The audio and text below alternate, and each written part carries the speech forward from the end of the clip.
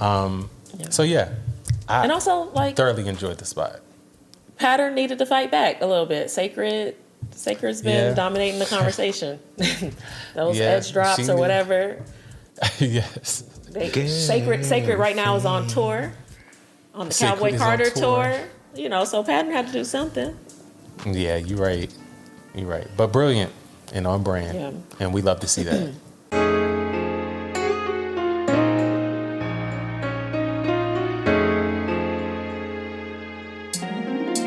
What's up, Janelle? Hey, Bronzy. How's it going? It is going. How are you? I am well, coming off of a 3-day weekend, which I feel like every weekend should feel like this weekend felt. Yeah. I feel like I had enough time to like realize the weekend was here. It was a chill weekend for the most part. Cooked out a bit on the date that is the 4th of July. And hung out with Amadi, his mom. And the weekend chilled, did some spring cleaning, played a little tennis, watched a little tennis. Yeah, it's pretty chill. What about you? Good. I spent we just refer to it as my mother's birthday back home. I spent my mother's birthday in Miami. We also cooked out. I had the whole week off. We get the week of the 4th off every year. So, I mean, I had to work a little bit, but for the most part, like the whole week was relatively chill. And now I'm back in Portland. Nice. How them legs feeling? I've heard a little. Yeah, so went on a pretty hard, like 6.5 mile hike yesterday. 6 miles, Janelle? Listen, it was not my choice. I'm in pain. Are you inspired by Faith's 4-minute mile? Like, what is going on? No, just being a good friend. Okay, I'll take that. Just but being you feeling a it now? Friend, oh yes, absolutely. I was feeling it then. And in the car ride back, and definitely this morning getting out of bed. Yeah, I do not envy you for the next 2 days because that's when it's really going to hit. Yeah. Cool. All right, Amadi, how you doing? I'm good. Feeling good. Happy to be here with y'all. We're happy to have you. Oh. Let's dive into Above the Fold for this week. You ready to do it? All right, let's do it. Yep. All right. First, I know you saw the Adidas Superstar campaign. Originally, the first piece that I saw, it seems like they're doing like a big campaign around the classic shell toe Adidas. Yeah. Originally, I saw a like social film featuring Samuel L. Jackson. He was kind of like sitting at a desk with his feet kicked up and waxing poetic about, I can't even tell you. I can't even remember what he was talking about. It had something to do with time, I think, maybe. Yeah, I think that spot was like Clock or Timeless, one of those. Yeah, Timeless, and it had something about an iceberg in there and whatever. I was like, oh, big hit. You got something.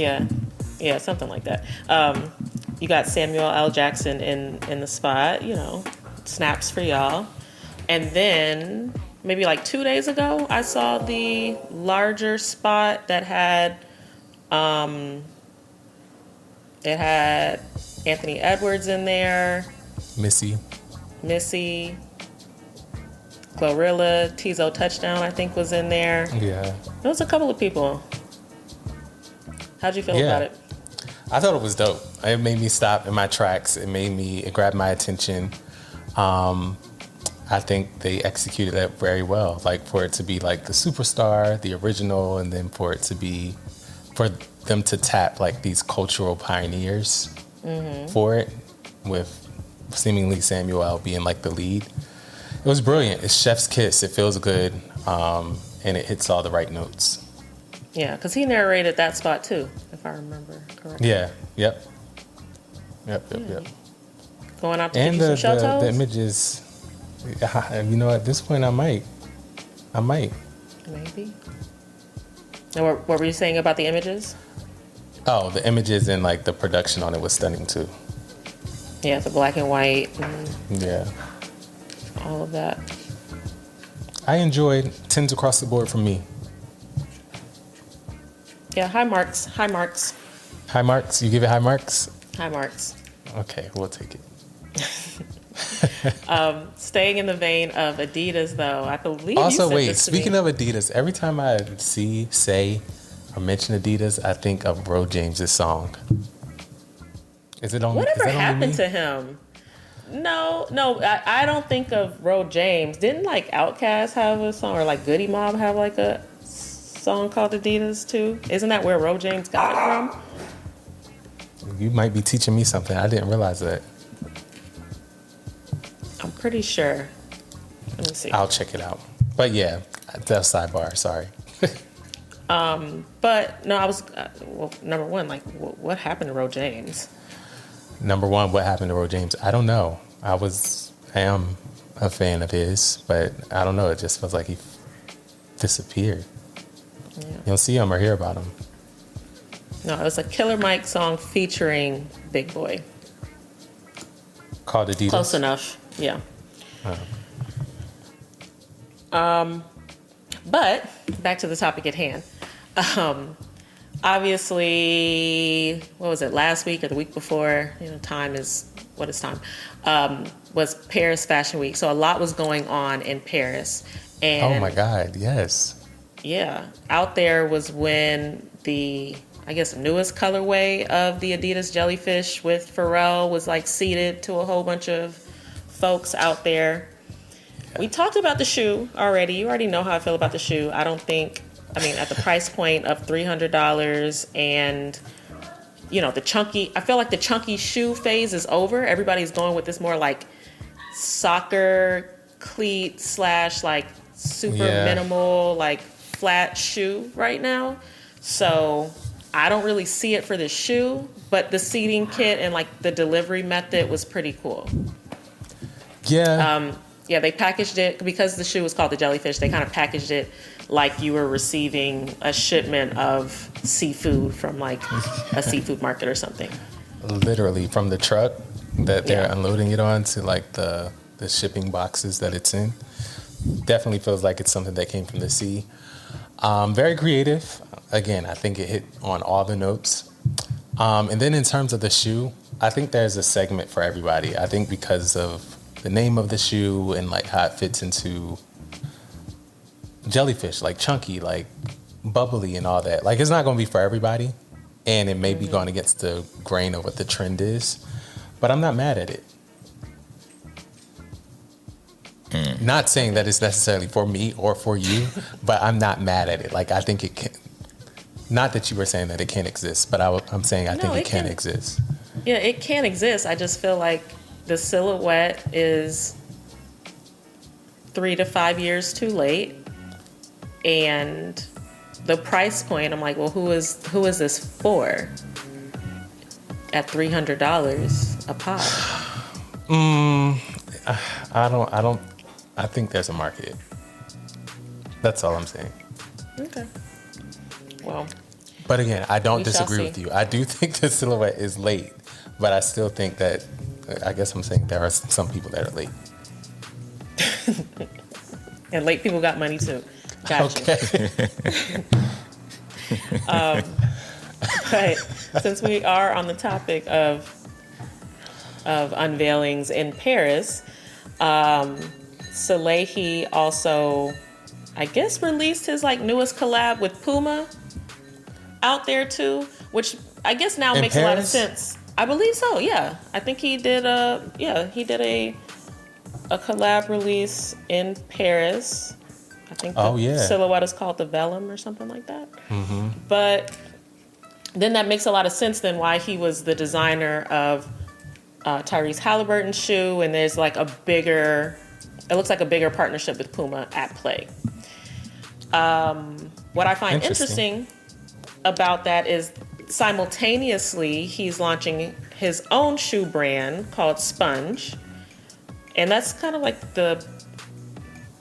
I guess like his design studio is already called Sponge. Like anytime you wanted to like enter a Crocs drop through him, it was always through like this site that was branded Sponge. But apparently he has like a sneaker or a shoe brand that's launching in that name, in addition to still working with Crocs. So I'm like, how does all this work? That's what I was gonna say. When I saw this drop in the doc and I started going deeper into it, because I'm like, I've seen his name come up many times, especially feels like recently. So I think the first time that I was like, oh, who designed this was with the Tyrese shoe. And then as I was looking up, like I went to his page and I'm like, he with Puma. He has his own. He's with Crocs. And he's done everything in between, from Cole Haan to, I mean, pretty much you name it. Yeah. But within this window of time, I don't know how all this works together.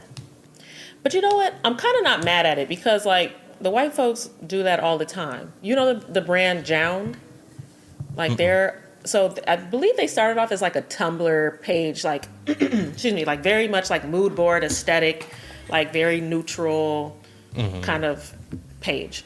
They then grew into more of a creative studio, and I feel like every other week they're dropping a collab with a different brand. I've seen they have New Balances out there. They have Asics out there. They just dropped a collab with Puma. Like every other week, it's something new. And I'm like, if they can get the bag from all these different places and like not much variation, like everything they drop is going to be a shade of gray. It's going to be the same silhouette in a different shade of gray with their little logo on the back. Then why can't Soleil? Why can't he? I mean, I'm trying to say because they're doing it doesn't make it any more interesting or like no, not it's definitely not. But yeah, but I don't lose my inquiry of like how is this happening? How does that work? Yeah, how does that work? Especially because it seems like these are, at least in Soleil's case, a lot more involved collaborations. Like the Croc stuff, that wasn't just a one-off. Nor does it seem like the Puma stuff is a one-off. So, like, how do those two play together when it's not just, we're going to do a single shoe with you and go about our business and go get the biggest bag around the corner? Yeah, and then also I think, like, with his pedigree, that also probably speaks volumes too, where Puma, he's like, I'm launching my own stuff, or I also got this going on over here. And they're like, all right, you name what you need. We need you. We want you. So, yeah, it's whatever. Yeah, I also think it depends on like the kind of brand you're working with too. You know, the leverage. Who has the most leverage in the room? When we talked about this, last episode or the episode before? Like, what kind of leverage does a Puma have in the demands that they're able to make versus like a Nike? You know, because like I don't see Nike operating in the same way, but Nike is Nike. You know. Or at least, you know, like in their heads, they're just like, we're Nike. Yeah, I mean, wasn't Virgil with them and doing, I mean, I guess it wasn't one-to-one. That's not apples to apples. Like he was with LVHM and Nike at the same time. Yeah, but I don't think they look at those in the same. Yeah, that's what I'm saying. Yeah, I mean, he was with Nike. But I don't think that I don't think they look at that as like being in a competitive space. Like the same thing with Pharrell and Adidas. Right. Yeah, you're right. Yeah, I see what you're saying. Also depends on who has, like, what brand is willing to, like, I don't care. Which one's like, you with me or you ain't. Yeah. So yeah, we'll keep an eye on this space and see what else comes of it. Are you feeling any of the shoes? No. Sorry. Okay, no. Yeah. I mean, I am interested though. Like they're interesting, but I think I have the same feeling that I felt about when we talked about Tyrese's shoe. I was just like, it's fine. It's fine. Mm-hmm. But also his shoe isn't his shoe like a mid-low top shoe? Is that why he hurt his Achilles? I mean, they all wear low tops at this point.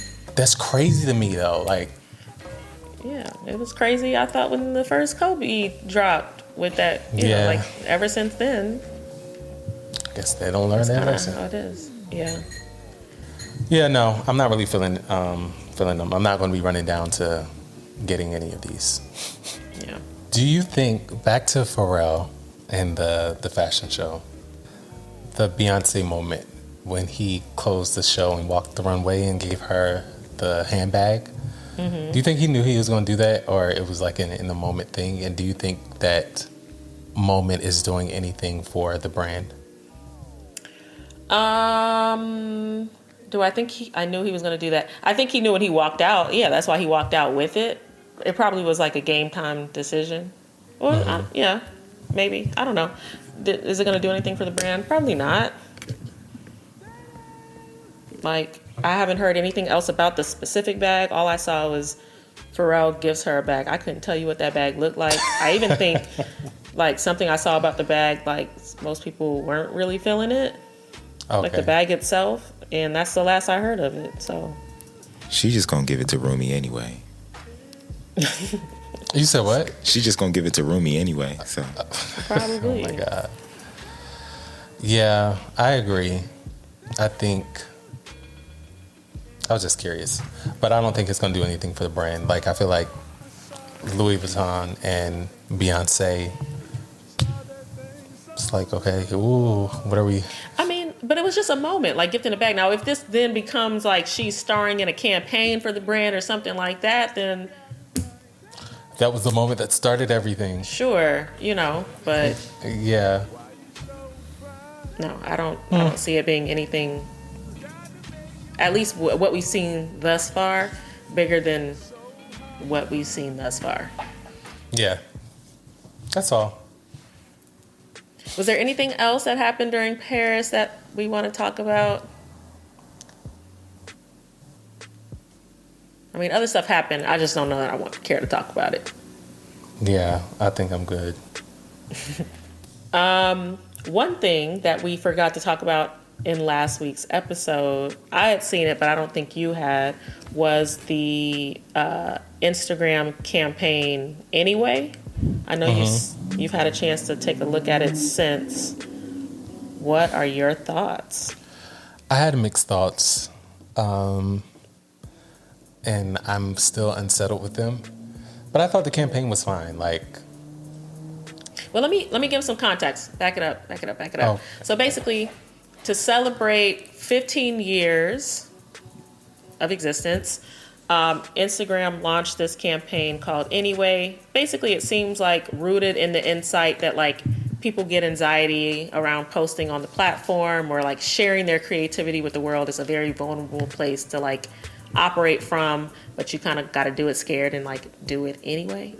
And they tapped a whole bunch of celebrities and creators to star in their like out of home campaign and be featured in some of their like in the ads. And they had kind of like an interview, like a not like a panel interview, but just kind of like a round table-esque setup that was anchored by Tyler, the Creator. I saw Rachel Amandi was in there. Who else was in there? Cortez. At this point, I've forgotten all the people that were in there. Couple. Like Rosalia was in it. There was a whole bunch of folks. They had a very healthy talent budget for sure.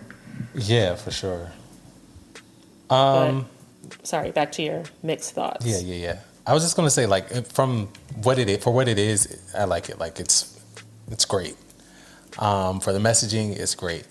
But I just can't help but recognize and realize how Instagram constantly shifts to become more and more like TikTok. Like, that was always TikTok's narrative of being scrappy and unpolished, and you don't necessarily have to have everything right and overly produced or scripted out when it comes to like your content. That was my initial thought, but from revisiting like the social post, I don't think that's what they're getting at. I think their theme is, while it's specific for the Instagram app, I think it's more generalized in terms of what they're saying, like when it comes to being a creative period. And if that's the angle I look at it at, then I'm like, okay, great, this is fine. But everything is driving the product. So when you're talking about being on Instagram and like, oh, don't be scared to get started, like you have to just do it, then that's when I feel like, okay, y'all are biting.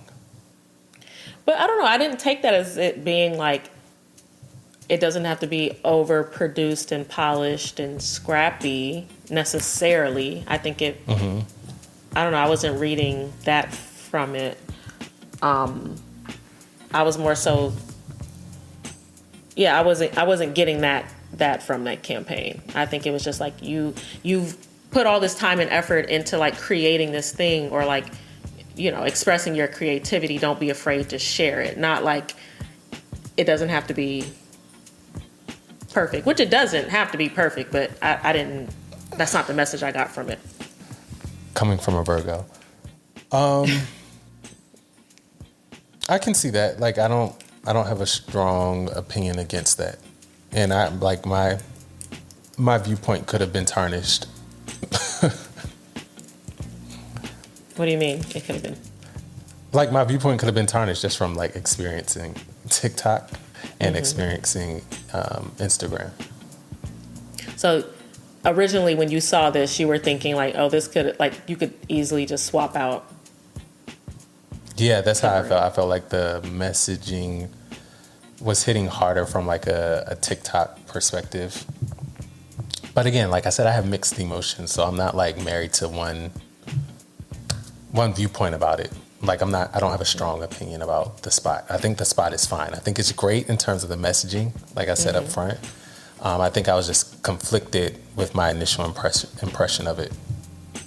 Yeah.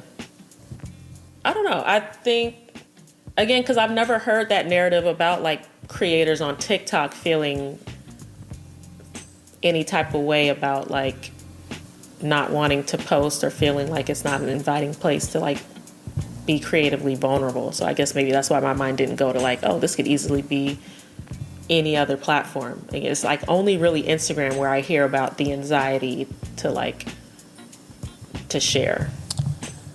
Yeah, and that's maybe where like I didn't view it more. Did they say anxiety specifically? No, they just say like any way, but it's just like any way.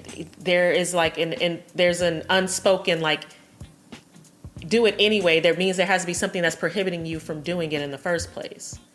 Right. Okay. So yeah, I get what you're saying. Yeah, it's fine. It's fine. I'm just saying it's fine. Okay, it's fine. I'm sure since both of you are as into track and field as I am, have seen all the headlines about Grand Slam track owing athletes $13 million. What? Yikes. The fuck? Like, number one, we should have known that, you know, obviously something was going on when they canceled the LA meet. But to then see that they owe athletes $13 million, like, not a good look, period. Not a good look for the sport. And yeah, I'm like, damn, now what? You know, because when they came on the scene offering the prize money that they were offering, they kind of made Diamond League step it up a little bit. Like, they still weren't reaching the money that Grand Slam was talking about paying out athletes, but they did increase pretty significantly their prize money, if I remember correctly. But you got these athletes out here, you know, putting up their best times early in the season, thinking they're about to get their $100,000, $200,000, all of this, and it seems like no one, if anyone, you know, or very few, if anyone, has gotten paid, which is nuts. Yeah. Especially with the... Go ahead. I was just going to say, according to this article that was published July 3rd, only the appearance fees for the initial meet in Kingston, Jamaica from April 4th to April 6th have been paid so far. That leaves the prize money for all of the startup leagues, events, and appearance fees for competitions in Miami, which was May 2nd to May 4th, Philadelphia, which was May 31st to June 1st, still unpaid. And then we already mentioned that the one in LA was canceled. But the league was funded obviously by 4-time gold medalist Michael Johnson, beginning with the $30 million in funding, with $12.6 million being set to be awarded in prize money. So I don't know if that money that was funded is liquid, but it seems like they had the money. Was he the only? Like, who else? I don't know. You would have to, like, there had to be sponsorships and there had to be other investors, but I don't think the turnout was turning out the way they expected it to turn out. And I say that because the initial event in Kingston had a 3-day event. Then when it came to the States, it was 2. Then they ultimately canceled it. I don't know if I already said that, but yeah. So I don't know. Yeah, and I mean, that should have been kind of like, that's a bad omen. Like, if you can't sell out a track and field event in Jamaica, of all places, in Kingston, of all places, yikes. Because, I mean, that's track and field, the track and field capital right there. So. And what is the issue, really? Because it's not like they weren't advertising the event. I don't know. I mean, I asked y'all, were y'all going to Philly? Y'all told me no. Well, it rained that day, so I'm definitely not going out there. But we knew people that went. I don't know. It's interesting. It's not a good look, though, for the headlines to be that athletes are looking for their prize money. Especially certain athletes like Melissa Jefferson Wooden or like Kenny Bednarik, who won like $200,000 to $300,000 because. Exactly. I'm like, homegirl's having like the breakout year. Yeah. Like of her career. You gonna pay me my money. Do you think that they bit off more than they can chew? I mean, obviously they did. But do you think they should have scaled into it? Like one event first. Like, let's do a proof of concept. Something like Athlos did, where they said, let's put all our attention and effort to this one event, see how it works, then we scale, optimize, adjust, pivot accordingly. No, for sure. Or was the goal, like, it looked good on paper and it was like, oh, we can do this, and it's just one of those things, like, I took the bet, threw it at the wall and took the risk, and the result is it doesn't work. No. Where do you go from here, I guess, is the question as well. They should have done one of two things. They should have done the Athlos route, like you mentioned, one event, one like kind of show-stopping event. Also, like, that event is funded by, if not, I don't think it's solely funded by, but majority funded by a billionaire, right? Isn't what's his name? Not quite, but close enough. You know, yeah. He got a lot of money. Yeah, sure. He's a founder. Or done something very similar to like what Unrivaled did, I feel like, in the basketball space, where you're getting the athletes as investors themselves. You know, so it's not like you not just coming here, putting your name on here, running, getting the money. Like, there's you have more of a stake in the success of this thing. Speaking of which, you just brought up something, or made me think about something I don't think we talked about, and I don't know what this means yet.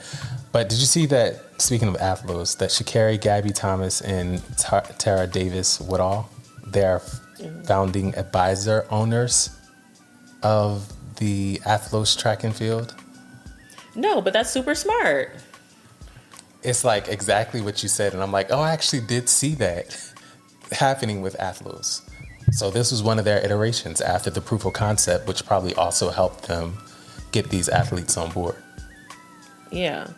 And didn't they have like, I mean, I don't want to call it like a halftime, but didn't they have like a performance and everything there? Like, it was just a lot more exciting. Megan Thee Stallion, she had her and her dancers, and she did like a full set. But I think that, and that's the thing, like, it appeals to people who are not like the hugest track and field fans as well. You could come out there and enjoy it and be a passive fan, or, you know, whatever. Whereas I think the big draw for Grand Slam was that you got to see these athletes running in events that they wouldn't normally run in. But if you don't know anything about the athlete, you don't care that Sydney McLaughlin isn't just doing the 400 hurdles. She's doing the open 4 and the 200 too. Like, if I don't know anything about her, I don't understand why that's significant. Yeah. You're right. Wow. So I think that their market, like who they were marketing to, is just like a super small, like niche demo to begin with. Like there was nothing there for the casual fan to latch on to. Good points. Well, listen. Is there? Michael Do you Johnson's gonna have think to it's figure- done? Is it over? I don't know, but I mean, like, not because I Is just it don't over? know enough. I don't know. I don't have enough information to say if it's over or not. But like, it's not a good look for like Michael Johnson and his legacy either. Listen, round 2 is going to have to be given deposits hit before I even show up to the meet. Yeah. It's Yeah. going to. Yeah. You're going. You. At least the appearance fee. Would have to show up in the account before I feel most of these athletes would take the chance and, you know, do this. Because you think about it, these are races. Technically, these are races taken out of their legs, even though they have a long season. It's another race taken out of their legs. So, Yeah. Excuse Bless me. you. Thank you. so Did you- Yeah. Sorry, I was just gonna ask. Did you guys watch the pre-classic this weekend? Yes. I caught some of it. Yeah. I didn't get to see much of it. I saw the results and stuff, but sorry, I couldn't make it this year. Down the street. Well, literally. who broke a record? 1,500. Faith, yes, she broke her own record again. Yeah, we got to circle back to that. So we did watch the Yeah. 4-minute mile, Breaking 4, breaking 4. What's she coming at? 409, 406. 406. 406. Yeah, she broke her own world record. She just didn't break 4 minutes. But they were trying to say like they're not going to count that as the official world record because she had like the pacers and people around her running with her. No, she had a certain, I think, count a number of men that were her pacers. But So exactly, that's what I'm like, my legs she still had to run it. That's what I'm saying. Like, that's crazy. But that's good news. But you know, I know she wanted to get the 4, but ultimately at the Prefontaine, she did break the world record, her own world record in the 1,500. So she was like, "I've been doing all this training. I'm gonna get me something out of it." Yeah, yeah. I'm sure she's gonna attempt it again.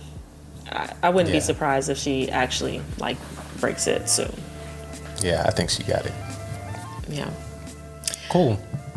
I think sometime last week it was announced that Oakley has dubbed Travis Scott as the chief visionary of the brand. No clue what that means, but I mean, like, such is the landscape in 2025. We just give so anybody. be it. No pun intended. Listen, we just give anybody any old title. Chief Visionary. I mean, I see what they did there. It is a CVO. eyewear brand. Yeah, I see what they did there. Yeah. But I think in the space of eyewear and sunglasses, and with ASAP Rocky over at Ray-Ban, Travis at Oakley. Travis has been seen wearing Oakley a lot lately.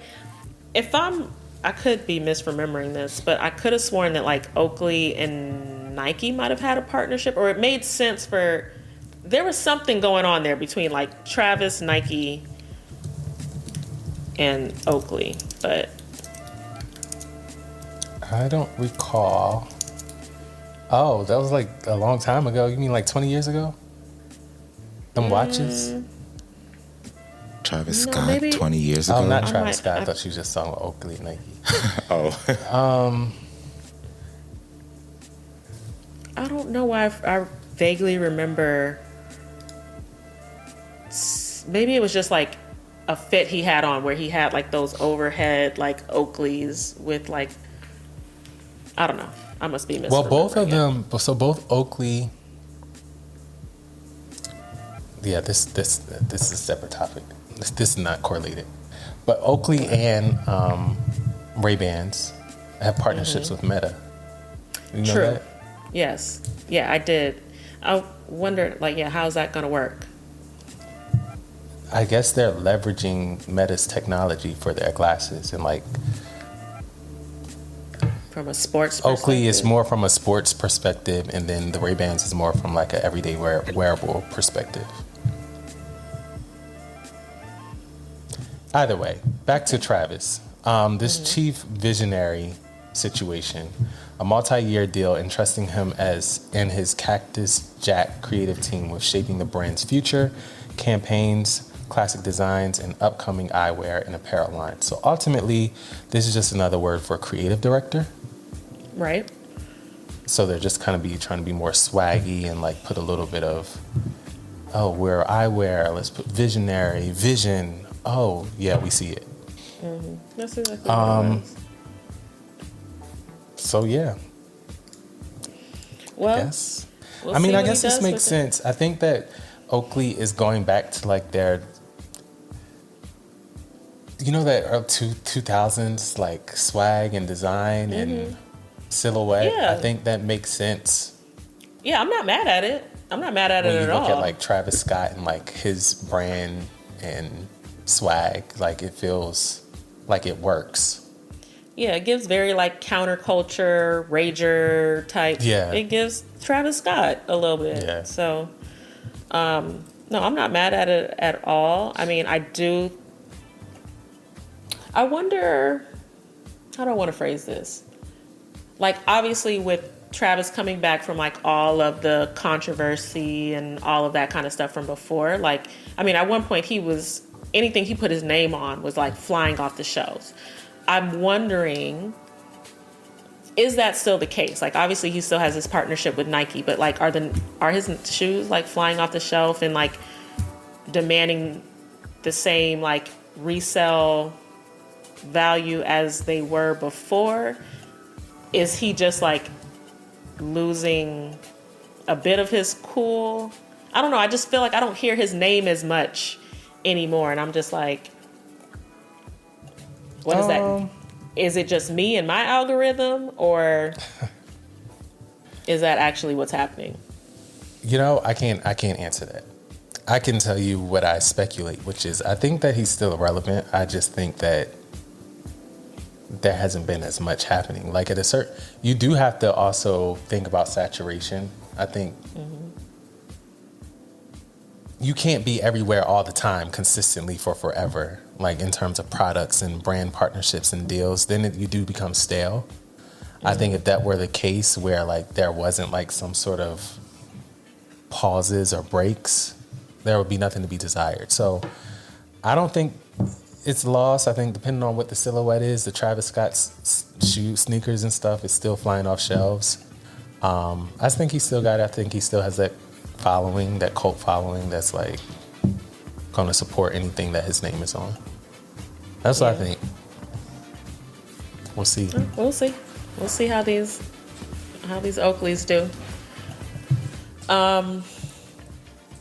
So I sent you this social ad for Pattern Beauty, our girl Tracy Ellis Ross, featuring the other cast members from Girlfriends in it. And my heart smiled because, I mean, Girlfriends is up there as one of my favorite shows. And obviously, because of the writer's strike at the time, we didn't really get like a good ending to the show. And they're always threatening to maybe do a movie and all of this kind of stuff. So to see like to see Joan and Maya and Tony and all of them like in a spot together for Pattern, I thought was super cute. Long overdue. I'm like, y'all, why y'all just now doing this?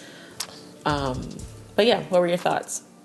Yeah, I think this is one for the mood board. Like, shout out to whoever wrote and directed this. I think it hit on all the notes, from like its relevancy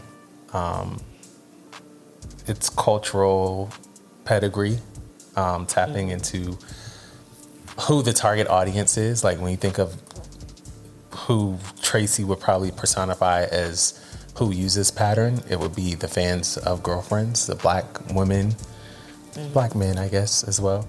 But yeah, I think I love the spot. And then even like the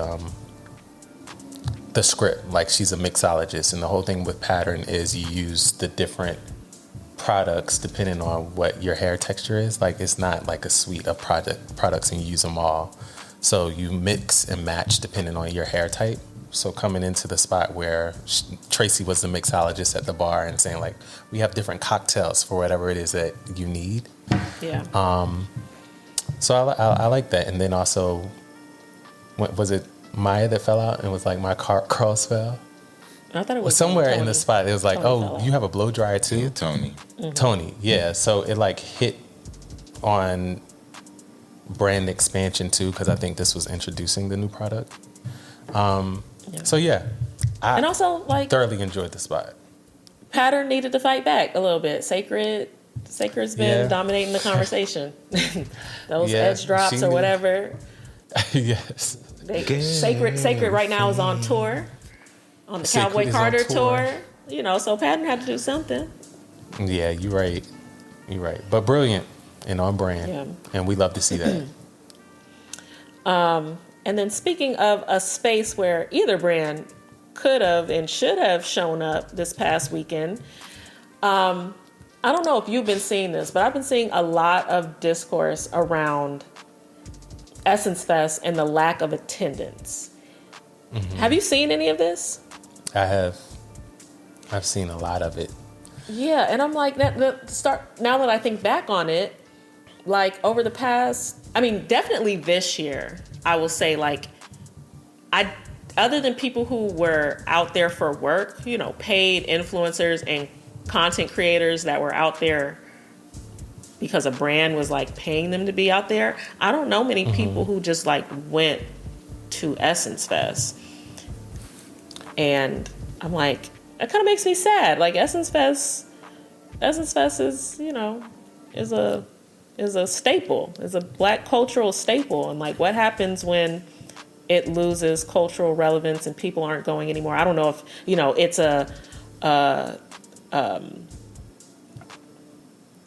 if it's because like the lineup wasn't good, or I know they changed like the ticketing setup and like what you're paying for access for, or if it's a recession indicator and people just can't afford to go anymore. Like then people were saying that it wasn't really rooted in like Black American culture as much as it was previously. Like people were saying, you know, a little too much Afro beat and this, that, and the third. And I'm like, what is going on down there in New Orleans? Man, I mean, I'm sad to see it, but I think everything that you just named with the question mark have potential to be the reason why. I had also seen, and I don't know how true this is that like its partnership with Target and the whole DEI and that whole boycott situation, if that potentially has something to do with it. I don't know. Or is it just like like you said, like the economic time and political climate that we live in? I don't know. Like, are people scared to be like gathered in places? And I don't know. But yeah, I have been seeing this on my feed, like even native New Orleans talking about it and saying like the vendors not even out here like they normally are around this time. This street is popping like during Essence Fest. It's nobody here. So it's definitely something going on. You know, like makeup artists out there, like I'm not booked up and this, it's. Oh, wow. But then it really clicked to me. I was like, damn, you know what? I haven't heard anybody talking about Essence Fest this year like that. Yeah. They're going to have to either downsize or figure something out. I do think some kind of study needs to be had or done to see why Essence Fest has lost its that sort of relevancy that it had, like when Susan Taylor was the editor-in-chief. Why is it not revered in that same way? Did the break in the time of when, they weren't really publishing issues and things like that, did that break in time, out of sight, out of mind for people? And then when they came back, it's just like, oh, I kind of forget it because I don't know. I don't know. Yeah. Essence Fest. Sorry, go ahead, Janelle. No, I was just gonna ask, if the aunties aren't going to Essence Fest, where the hell are they going? Bella Noches. Because they can't go to Bella Noches. I don't know, because I will say last year I saw way more happening around Essence Fest. So I think this is just the year. I don't think it's something that's been long term, maybe incrementally. But this feels drastic. Yeah. You're going to have to figure that one out ASAP. Yeah. Let's hope they can. Also, I was they were having, this is unfair. This Lauryn Hill headline that's been floating around where it says that she was 2 hours late and did Essence Fest at 3-something in the morning. The whole show was delayed. It's not it came time for her performance. That's crazy. You said the headline is a bit leading. She showed up 2 hours late, and that's the way they are making it appear, and it's really getting on my nerves. And people would just go run to the comments and be like, y'all gonna have to cut my girl some slack, because that's not her. Yeah, that's not fair. That's not fair. She's like, the one time I actually showed up on time, it's not my fault. Y'all got to give me this. And they got her front and center with that smile and that hat, big old hat. I'm y'all got to not do that. Damn. Who else performed? I think I saw Jill Scott. Keke Palmer. Didn't they do a whole Wait and Exhale? Keke Palmer did what now? In the Superdome? Janelle. What? That's a valid question. Does she have songs like that? She just rolled out and she just released the album. Yes, but she did a cover though. Keke, Janelle. She had a whole rollout. You're lying. Keke Palmer did not release no album. Yes, she did. It's called Just Keke. I promise you she did, and she's eating these performances up. I want you to know that. When did she release this album? The last thing I see. Is it called Just Keke? And it's she did this variety show around it, and she had this doll, then she had this infomercial, then she had a phone number you could call, and then it was a voice message that she was leaving to you, letting you know about the album and when it's dropping. The album came out on June 20th. So why didn't we talk about it? So you were just hoarding all this information? I swore I sent this to you, Janelle. No, you did. I don't think you did. That's interesting. You ain't seen her everywhere talking about this jammy egg? No, I've been seeing her everywhere. But yeah, talking about the jammy egg. But I thought she just liked jammy eggs. I was just like, damn, they really booking her to talk about these damn jammy eggs. That's crazy. I didn't know it was in support of an album. No, it's your girl. Yes. Okay, shout out Keke, I guess. Shout out to Keke. She's eating. I was going to sit up here and lie and say I was going to listen to it, but I'm probably not, but I love this for her. I haven't listened to it either, but I did enjoy the content and the rollout and everything like that. How did I completely miss this? Wow. Just Keke? You might have to spin the block for next episode. Yeah. So she was up there on the Superdome stage performing her album. No, she sang a cover because they were doing a tribute to Waiting to Exhale, I think, because it's been 30 years. Mm-hmm. So they had a bunch of different women. I think Tamar sang Not Gonna Cry by Mary, and Keke sang... I saw that. She did. Keke did Sitting Up in My Room. Sitting Up in My Room by Brandy, yeah. Huh. And you see, what was that song that she sang at that award show? I'm Going Down by Mary. Yeah. Oh, yeah. So she loves singing, but has she sang any of her songs, though? Okay.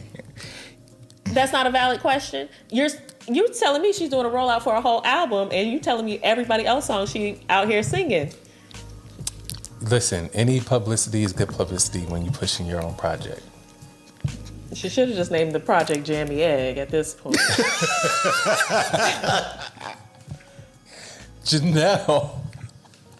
And I love me some Kiki, but I love Kiki too. This. She said sorry to that woman. Sorry.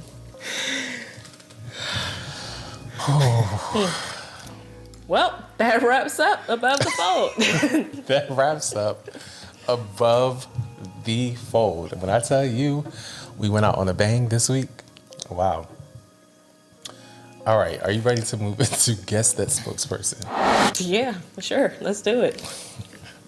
All right, this week I'm going to give you the brand and the hint, and it's your turn to guess. So the brand is Capital One, and this individual loves to golf so much that he has it in his contracts that allows him to play twice a week, no matter what he is producing. That's clue number one. Mm-hmm. Number two, as a child, he had a severe stutter and used acting as a way to overcome it. Okay. That's clue number two. Clue number three is he was an usher at Martin Luther King Jr.'s funeral. What the fuck? I'm sorry. I knew that wasn't going to be like enough, so I had an additional clue to give you. And the last one is his films collectively have grossed the highest of all time, over 27 billion worldwide. Okay. Did this person attend Morehouse College?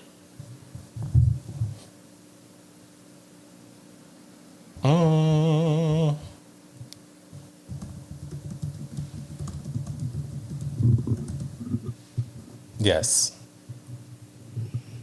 Is it Samuel L. Jackson? It is. What gave it to you? Capital One? Capital One, yeah. Or no. Yeah, I figured. Yeah, Capital That One clue and with him. I didn't know the golfing thing. I don't know. Maybe it was the Martin Luther King. My head just automatically went to Morehouse. I was like, who was there around that time? That makes sense. He literally was an usher because he was in college during that time. That's crazy. But he said that the word motherfucker helped him break through the stammering, which later became obviously his trademark line.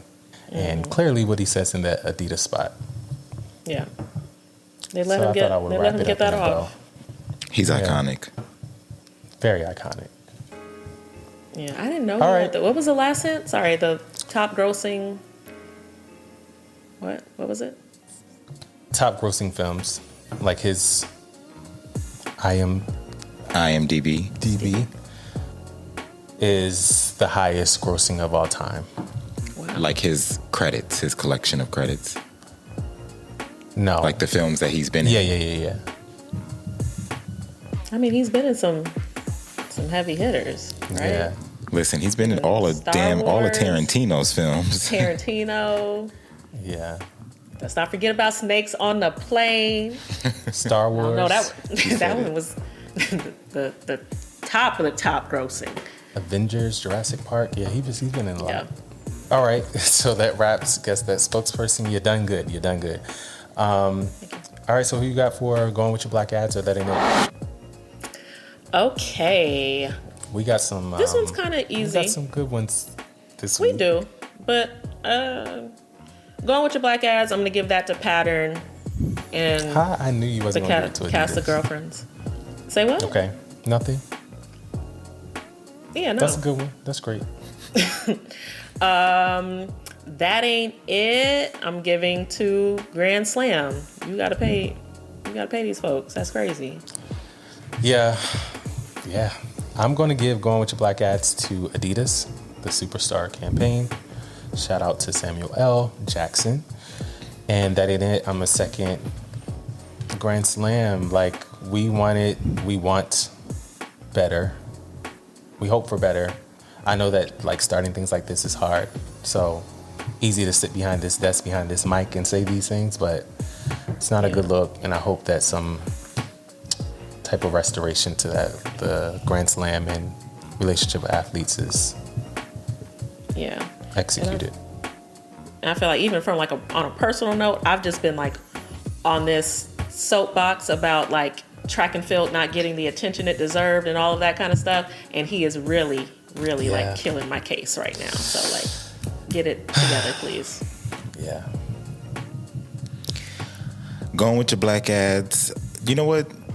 In all fairness, I didn't see the Adidas Superstar campaign, but Going With Your Black Ads, Pattern, and Girlfriends, because, I mean, just, again, like Janelle said, yes, we need that movie. Mara Brock Akil says she would already do it, so somebody out there, give her the money.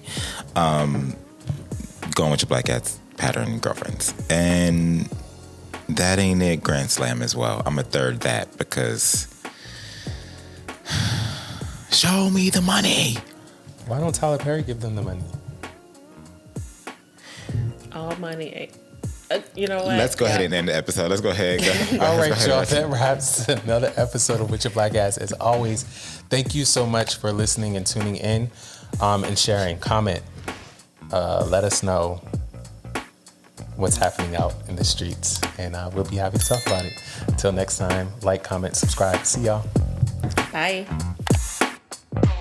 That's what the fuck I'm talking about. God, that's what I'm talking about. It was so black ass. It was black ass.